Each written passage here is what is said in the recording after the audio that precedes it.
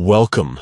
Today, I'm going to show you how to add or change the name of a group on the Instagram app when you're using it on your PC, especially with the latest update.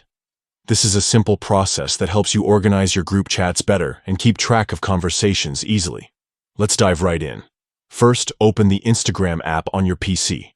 Once you're logged in and on the main screen, look to the left side of the screen where you'll find the menu. Here, click on the messages icon. This icon looks like a little paper airplane or speech bubble, and it takes you to your direct messages. Next, browse through your conversations and open the group chat where you want to add or change the name. It could be a group you've created or one you're part of. Once inside the group chat, look at the top of the screen where the current group name or the list of participants is displayed. Click directly on the group name or the header area. This will open the group settings. In these settings, you will see an option labeled Change Name.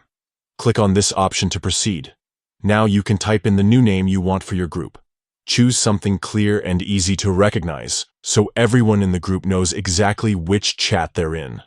After entering the new name, confirm your choice by clicking the Confirm button or pressing Enter. And that's it. Your group chat now has a new name that will show up for everyone in the conversation.